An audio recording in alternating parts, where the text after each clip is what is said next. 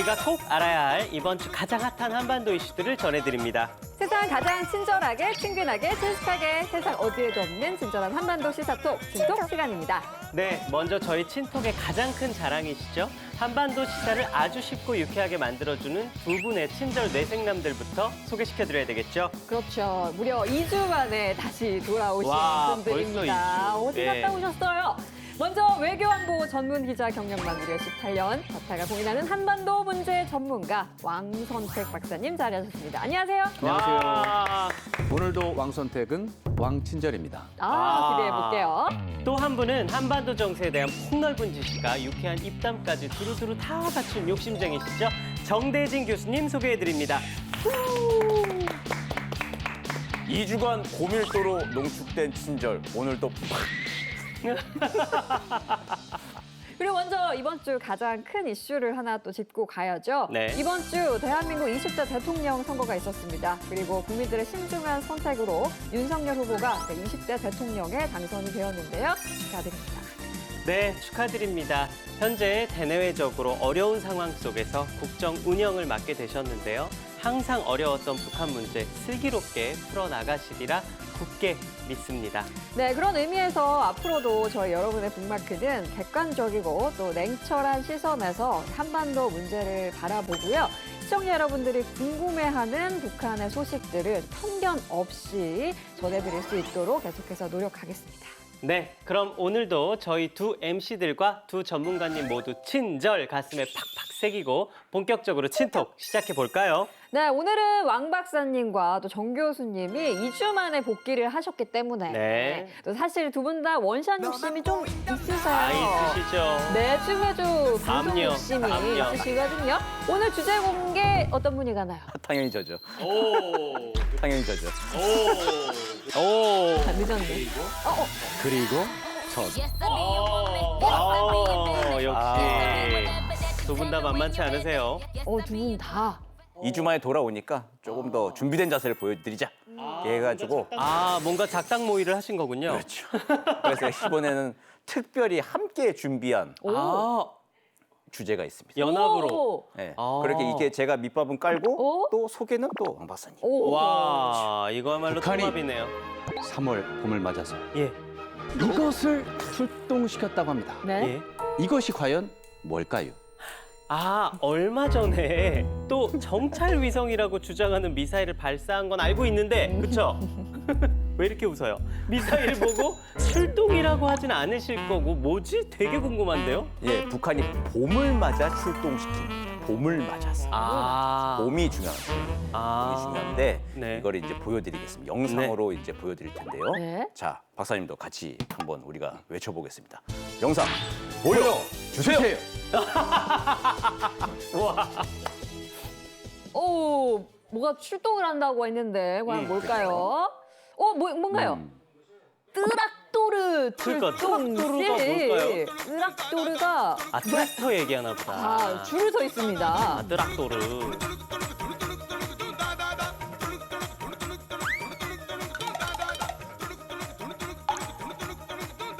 출동하면 이렇게 뭔가 쫙 움직여야 가야 돼. 되는데 그쵸, 그쵸. 가만히 서 있네요. 지난해도 역시 트랙터가 많이 가동이 됐다 그래요. 논밭가리가 좀 많아가지고. 그래서 이제 그 수리를 이제 정비 수리하는 그런 준비가 다 됐다. 그래서 그 옆에 보면 그 정비 수리하는 그런 장치들이 다 소품들이 있었던 것이죠. 네. 아니 북한 트랙터, 뜨락도르라고 하니까 자꾸 헷갈리는데 북한 트랙터 출동식을 보니까 지난해 9월에 있었던 구구절 야간 열병식 장면이 떠오르긴 하잖아요. 그렇죠? 그때 신무기 대신 트랙터 부대가 행진을 해서 큰 화제가 됐잖아요. 맞죠, 교수님? 예, 그렇죠. 북한에서 신무기 대신 열병식의 트랙터가 나왔어요. 네. 그건 거의 무기급의 굉장히 중요한 자원이라고 하는 거죠. 뭐냐면 나라의 두 축이잖아요. 국방과 경제인데 네네. 국방은 핵과 미사일을 통해서 어느 정도 이제 완성도가 됐다. 자신감을 이제 표출하고 있죠, 북한은. 네. 근데 지금 경제가 잘 안 되고 있는데 특히 경제에서 먹고 사는 문제, 농촌에서의 식량 증산 문제, 거기에 최첨병에 있는 뭐 최첨단 무기까지는 아니겠지만 가장 중요한 수단 중에 하나인 트랙터 선보이면서 우리가 이제 농촌 활성화에 대해서 굉장히 이제 열을 올리고 있다. 특히 작년 연말에 당 전원회의를 하면서 거기서 이제 가장 중요한 의제로 내세웠던 게 농촌 현대화 문제였죠. 그래서 이제 그 계획을 지금 아주 줄기차게 시행을 하고 있고 3월에 이렇게 뜨락도로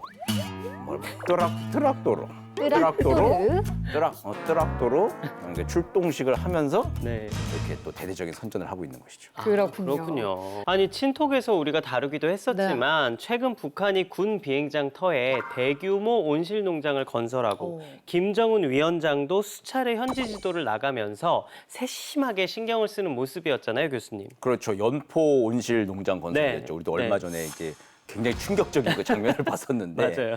군 비행장을 이제 온실 농장으로 바꾼데 거기에 참여했던 그 군인들이 김정은 위원장을 이제 결사옹이 막 에워싸고 했던 그 아주 장면인데 CG처럼.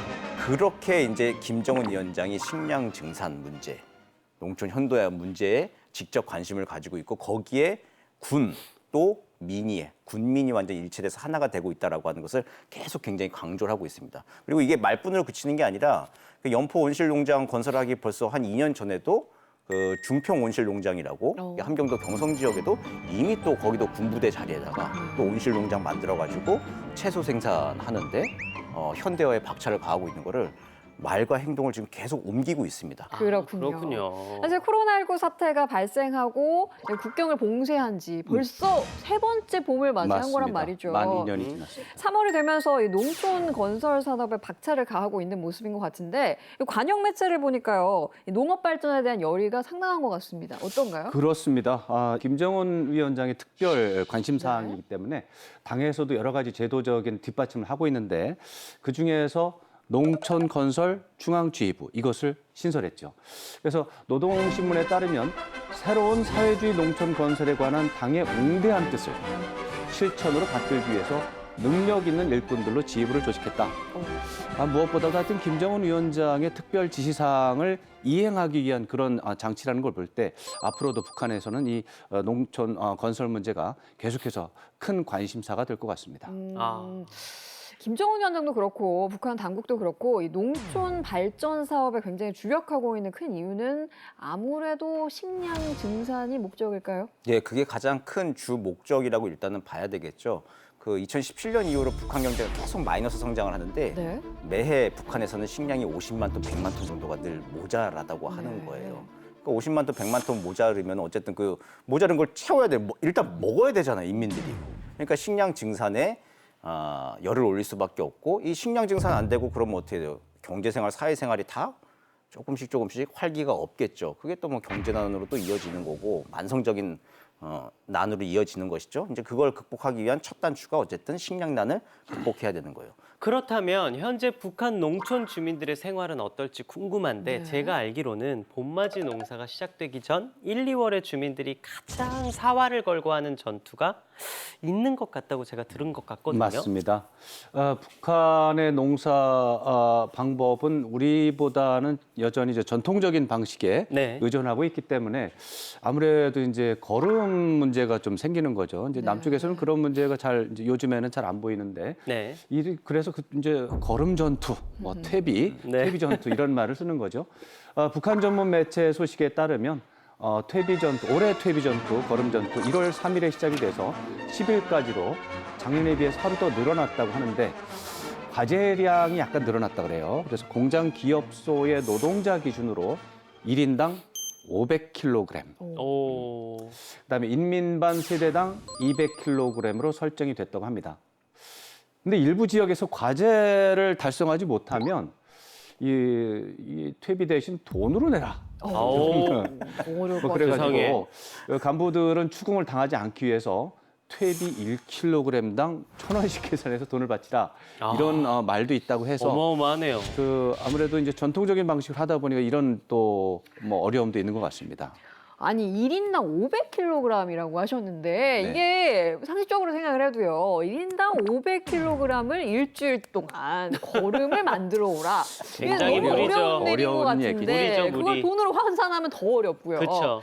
예, 북한에서 이렇게까지 걸음 전투에 사활을 거는 이유가 도대체 뭡니까? 그거 뭐 1kg 대신 1,000원씩 내서 네. 돈을 차라리 땅에 묻어서 그게 걸음이 되면은 아, 참 그렇겠네요. 좋을 텐데 아. 그건 또 안 되잖아요, 우리 상식상. 그쵸. 근데 이렇게 걸음에 목숨을 거는 이유가 뭐냐면 토질이 이렇게 별로 안 좋기 때문이죠.